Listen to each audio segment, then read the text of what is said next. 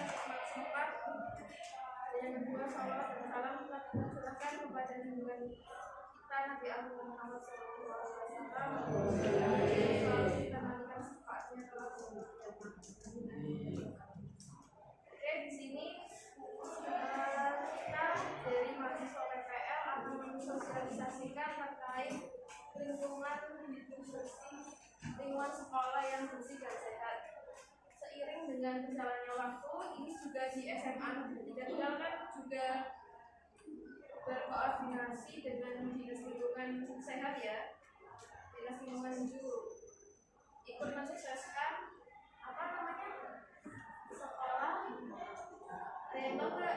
Ya, sekolah biasa. Kemarin hari Jumat launching apa itu? Sekolah sehat ya.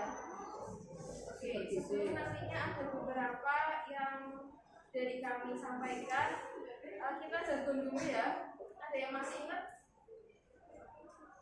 Sekolah sehat, sehat selalu, sehat Indonesiaku, sehat dimulai dari saya. Oke, bisa diikuti? Mungkin berdiri. Iya, sekarang berdiri. Berdiri semuanya. Oke, yang semangat ya. Masih pagi. Yang belum berdiri silakan berdiri. Mas yang udah.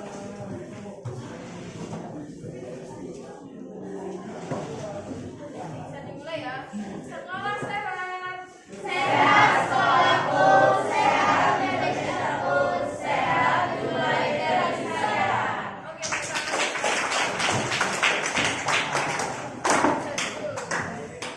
Oke, Oke, jadi hari ini seperti yang sudah saya katakan dari awal terkait lingkungan sekolah yang bersih dan sehat. Sebelum ke materi, saya mau tanya lebih dahulu. Menurut kalian ada beberapa aspek dari lingkungan bersih dan sehat. Ada apa aja? Ada yang bisa menjawab? Lingkungan bersih sama sehat di sekolah itu aspeknya ada berapa aja? Ada yang tahu? Gak ada. Siapa nih ketua kelasnya mana nih? Ya. Aspeknya itu apa aja? Lingkungan sekolah bersih dan sehat. Menurut Mas siapa? Mas Rizky ya. Apa Mas? Gak tahu. Apa dari kelasnya atau dari lapangannya atau dari sarana dan prasarananya? Apa? Ya, kebersihan. Terus ada apa lagi? Ayo, yang namanya udah kelas SMA itu jangan takut salah. Kita harus berani berbicara. Ya, kantinnya yang bagaimana? Ya, yang begini. Terus ada apa lagi? Gimana? Bersih dari sampah. Oke, terus? WC-nya apa? WC-nya harus bersih. Terus ada apa lagi? Tidak ada. Dari semua aspek ini itu nantinya akan tidak ada penyakit. Nah, ini 5 hal ini nanti yang akan disampaikan oleh teman-teman saya semua terkait dengan hal. Oke, untuk yang pertama itu ya lingkungan sehat. Itu ada ruang kelasnya, halaman, taman, toilet, dan kantin. Nah, setiap bagian penting untuk menciptakan suasana yang nyaman dan mendukung belajar sehingga menjaga kebersihan dan kondisinya sangat diperlukan. Itu ada beberapa aspek. Yang aspek yang pertama akan dijelaskan oleh Pak Najib. Mari kita dengarkan ya.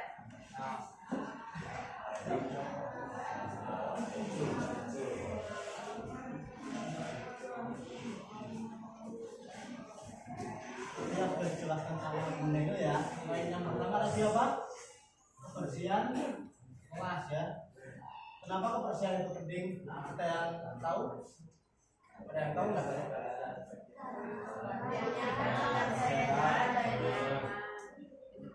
Di sini Islam semua ya. Bersih itu apa? Iman. Nah, bersih itu sebagian dari iman. Dan dari situ aja kan udah berarti kebersihan itu Kebersihan itu penting ya.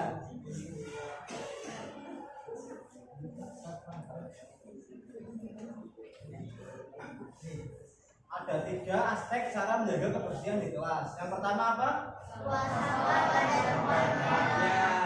Yang kedua? Membersihkan meja dan kursi.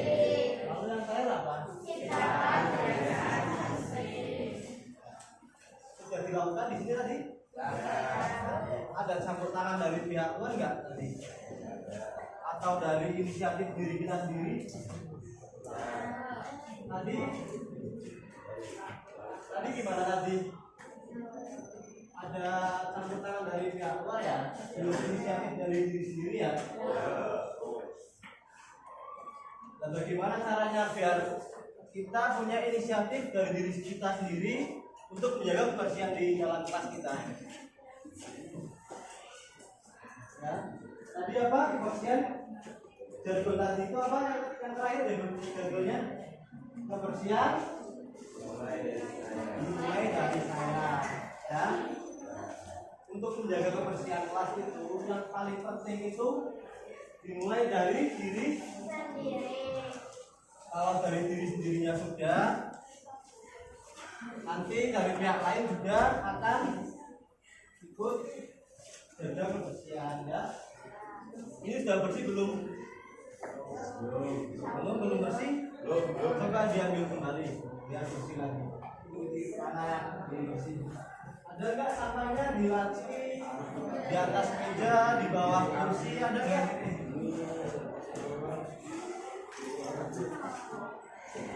Ada nggak?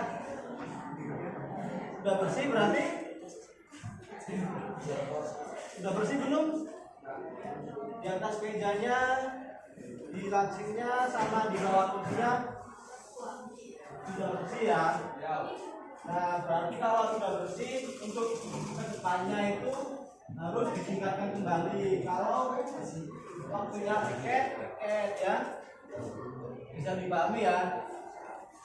Apa itu berarti aspek kebersihan? Yang pertama, buang sampah pada. Yang kedua, membersihkan meja dan Bersih. dan yang terakhir, Ciptakan keadaan bersih. paham ya?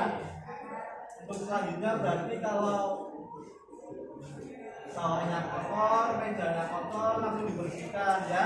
Jangan sampai disuruh orang terlebih. Untuk materi yang selanjutnya akan dijelaskan oleh Mbak Asih.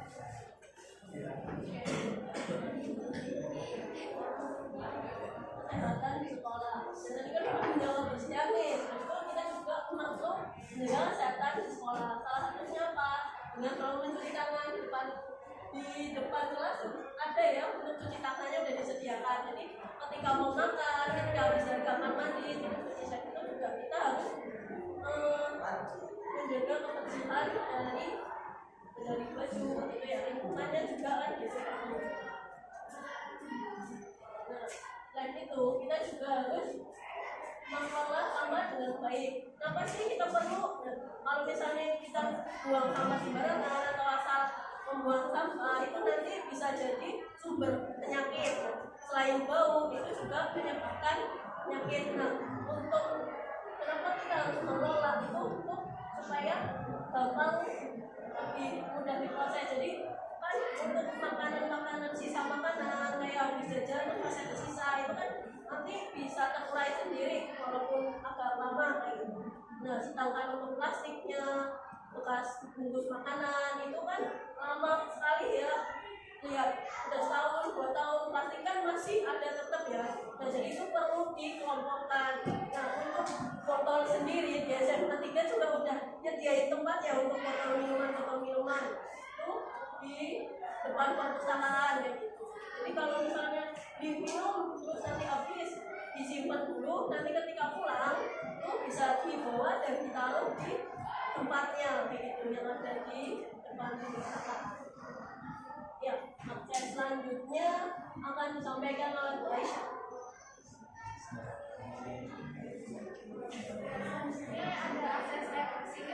Ada yang tahu sendiri itu bagaimana ciri khasnya? tidak kotor, terus tidak berbau, kemudian tidak berwarna, apalagi ayo, tidak mengandung zat kimia. Ya, jadi air bersih itu sangat penting ya untuk kita karena air itu bisa dikonsumsi oleh manusia dan kalau air yang bersih kan tidak apa ya menularkan penyakit ya. Kan kalau air yang kotor, kalian tuh merasa risih nggak kalau air yang kotor? Ya risih kan? Nah itu pentingnya air bersih. Terus manfaat dari air bersih sendiri apa?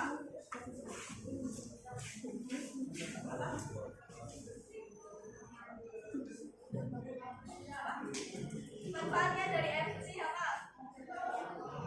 Ya mencegah penyakit, kemudian kesehatan tubuh, terus oh iya pertumbuhan. Yang belakang apa mas? Manfaat dari air bersih selain mencegah penyakit, selain apa? Untuk pertumbuhan. Apa mas? Ayo nggak apa-apa, nggak usah malu. Apa? Ya bisa buat itu. Terus dari alas buat pas belakang.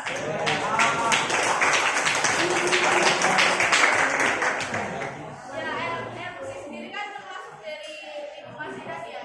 Di sekolah kan juga airnya sudah bersih semua kan. Nah itu juga bertumbuh dari sekolah sehat atau lingkungan yang sehat. Terima kasih.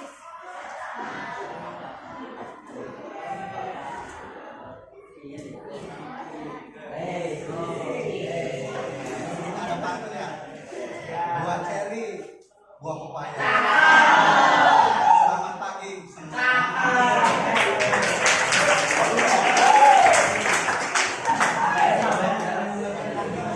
Sekolah sehat ya. Apa sih itu kandung sekolah? Ada yang tahu? Ya, tahu penyimpanan dan menjual makanan. Kita biasanya membeli makanan di mana? Kantin yang enak buat kita makan apa? Kantin apa? Kantin yang bersih, sehat ya. Kita akan membahas kantin yang sehat. Siapa sih kantin sehat itu? Di sini kantin sehat itu adalah suatu kegiatan sekolah yang memberikan manfaat bagi kesehatan. Jadi semuanya itu serba sehat dari apa? Kualitas makanannya, terus higienis makanannya. Manfaatnya apa sih buat kita? Yang pertama itu manfaatnya memiliki peran penyediaan jasa boga di lingkungan sekolah untuk memiliki kebersihan. Jadi untuk warga sekolah kita memberikan apa kantin sehat itu dipergunakan di siapa aja warga sekolah, siapa aja warga sekolah? Siswa, terus guru, siapa lagi? Ada juga staf karyawan dan ada juga kebersihan. Itu biasanya kalau makan bisa di kantin sekolah yang siap. Terus kemudian dua, penerapan higienis sanitasi yang baik kantin untuk mencegah terjadi kontaminasi pada makanan. Jadi harus makanan itu harus higienis, tidak boleh misalkan makanan itu terkena lalat atau misalkan yang kukunya panjang tuh diketok ya biar kuman-kuman yang juga makanannya tidak kemakan ya akhirnya tidak ke makanan jadi sakit perut. Pernah mengalami sakit perut? Itu biasanya disebabkan oleh diri kita sendiri, misalkan udah cuci tangan tapi kukunya masih panjang-panjang ya harus dibersihkan ya. Kalau setelah ini tolong nanti dibersihkan ya, pokoknya jangan sampai panjang. Kemudian lagi nah saran dari sekolah sehat itu menurut keputusan Menteri Kesehatan nomor 1429 tahun 2006 yaitu yang pertama tersedianya tempat mencuci peralatan makan dan minum. Jadi harus ada tempat pencucian apa peralatan gelasnya, piringnya, kemudian ada juga wastafel ya di sini kita kelas ada wastafel, maka setiap kelas ada wastafel untuk cuci tangan. Jadi dibiasakan itu sebelum makan di kantin itu cuci tangan dulu, apalagi habis ke WC nih. Udah ke WC udah cebok tapi nggak cuci tangan ya. Udah cuci tangan lagi kalau mau makan. Itu dibiasakan untuk cuci tangan lagi ya, pakai sabun agar tidak tertular dari penyakit. Kemudian ketiga, tempat penyimpanan bahan-bahannya itu tertutup ya. Untuk ketiga dari keempat itu kaitan ya. Jadi tidak boleh kena lalat atau kena hewan yang lainnya yang meninggal, bisa menurunkan bakteri. Kemudian 5 itu tempat penyimpanan peralatan makanan. Ini ada. Dan jarak amannya yang terpenting itu jauh dari TPS. Apa TPS itu? Tempat pembuangan. Jadi tempat pembuangan sampahnya itu harus jauh dari kantin. Selanjutnya akan dijelaskan oleh Ibu Nina.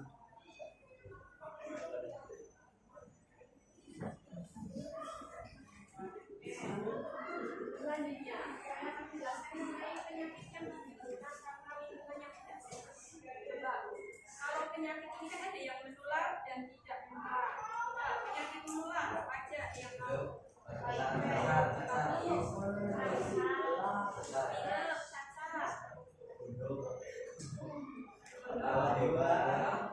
Ya, kayak kondom menular. Itu ada mata merah, dia bisa. Kemudian kalau diare menular atau enggak? Menular atau enggak?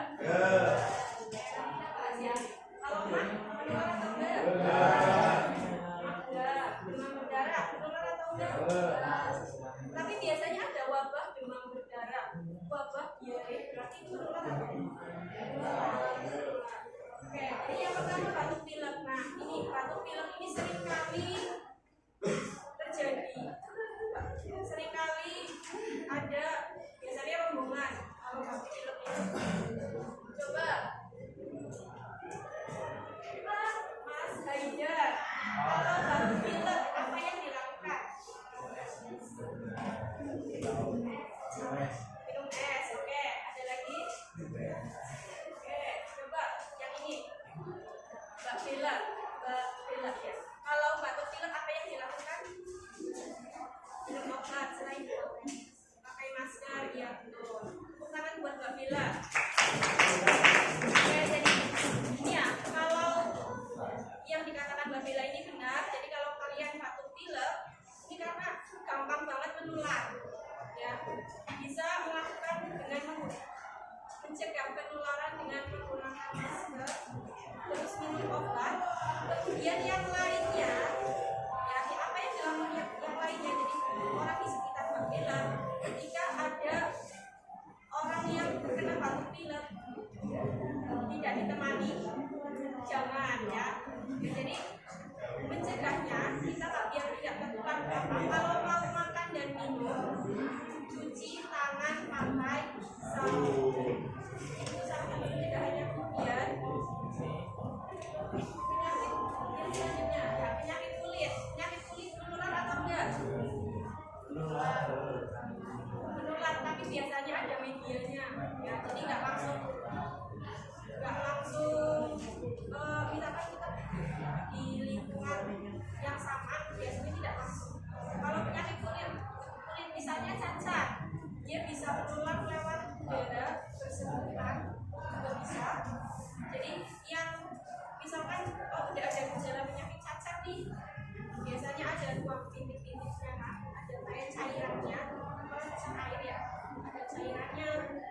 Itu bintik-bintiknya pertama bisa sedikit 1-2, besoknya lebih banyak. Jadi itu sebisa mungkin yang saya kayaknya kena penyakit cacar. Jadi harus karena itu sangat mudah sekali tertularnya, ya. Kemudian, ya biasanya gatal-gatal juga gampang menular lewat ini. Pakaian yang menggunakan berganti, gandum, misalkan di rumah ada yang ya jadi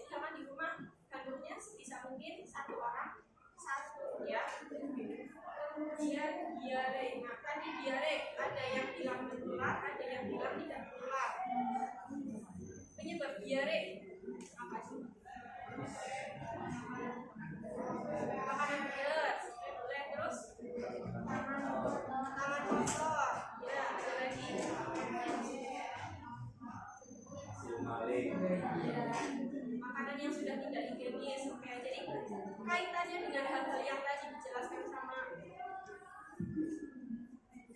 Bapak PPL tadi, ya, terkait dengan membuang sampah pada tempatnya, menjaga kebersihan. Nah, ini sangat erat banget sama yang namanya penyakit-penyakit terutama diare. Ya, misalnya tangannya kotor, kukunya, ya, kita makan pakai tangan, ya, tidak cuci tangan, kukunya hitam, ya, bakterinya kan banyak ya, itu kan tempatnya kuman-kuman. Makanya kita diajarkan sebelum makan dan minum cuci tangan pakai sabun. Kemudian, nah diare ini bisa menular lewat apa? Lewat feses. Gimana cara penularannya? Ya, jadi yang saya amati ya, diare ini dapat menjadi wabah itu ketika kita menggunakan toilet bergantian dan yang memakai, misalkan si A menggunakan toilet misalkan toilet satu ya, si A menggunakan toilet satu, dan dia si A ini terkena diare. Nah, dia si A ini membersihkan tempat jamban ya, jambannya ini tidak bersih. Nah, makanya misalkan yang kedua si B masuk, dia BAB, misalkan ya, kalau BAB gimana? Lu airnya kadang balik kan? Nah, bisa keluar lewat itu. Terus kemudian tangan, misal si A tadi ya habis TBC tidak cuci tangan, kemudian misalkan lewat uang bisa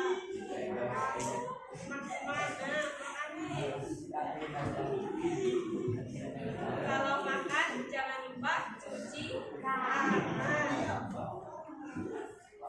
Kemudian cacingan, nah cacingan ini biasanya ya dari kuman-kuman. Kemudian kalau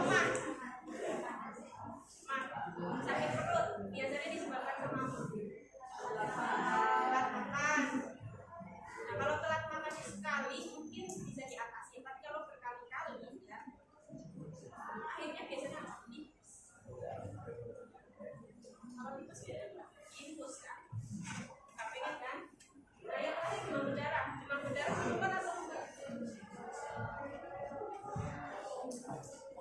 Menular lewatnya, jadi dia penularannya lewatnya. Nah, makanya ini tadi disuruh bersihin laci, ya, bersihkan. Nah, laci ini kan tempatnya kan gelap, terus misalkan yang ada sampah, nah itu tempatnya nyamuk, ya kan?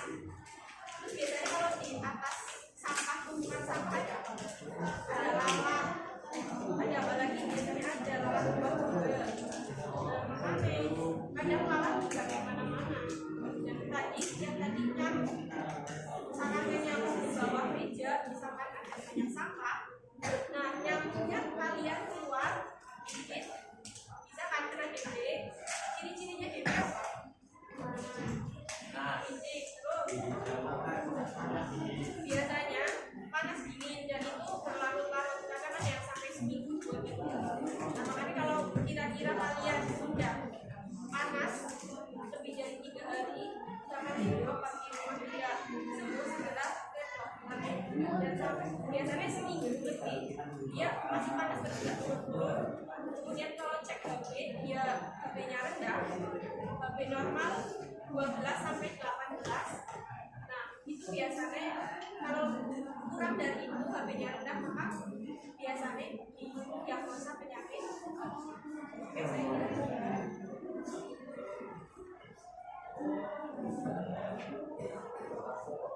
Oke ya, coba kita refleksikan tadi ada berapa materi yang kita bahas. Apa saja? Yang kalian pahami apa saja? Coba Mas Arman ya? Mana Mas Arman?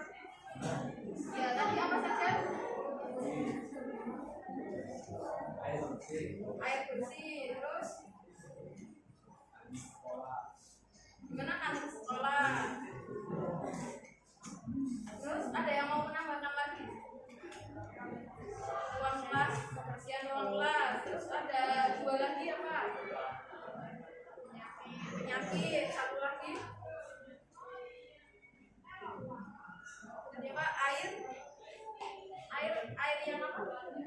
air bersih ya. Oke, dari semua yang sudah kita bahas tadi, harapannya kita sebagai warga sekolah tetap menjaga kebersihan yang ada. Kebersihan mulai dari saya. Itu yang harus kita tanamkan di dalam pikiran kita, di dalam hati kita, dan di dalam tindakan kita. Percuma kalau semisal kita hanya berpikir sama di dalam hati aja, tapi nol tindakan. Itu tidak akan membuat sekolah kita bersih. Benar atau tidak? Oke, mungkin itu saja ya yang dapat kami sampaikan. Terima kasih atas antusias kalian. Semoga apa yang sudah kita sharing bersama-sama bisa bermanfaat buat kalian, terutama buat kita semua ya, untuk menjaga lingkungan bersih dan sehat, terutama di dalam diri kita dan lingkungan sekolah kita. Saya juga punya pantun nih. Nanti cakep gitu ya. Tapi sebelumnya Bapak CPL di sini dulu semua. Belum. Ya, selain Pak Ustadz, saya juga punya pantun.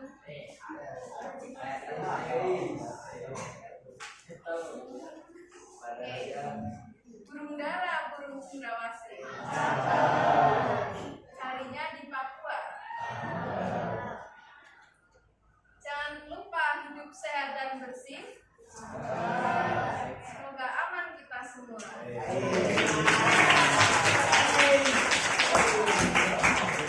Lagi ya, burung dara, burung cendrawasih.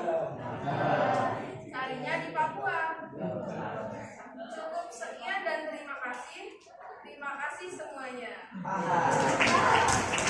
Oke, sebelum diakhiri kita jargon dulu ya bareng-bareng ya. Ayo berdiri, jargon lagi.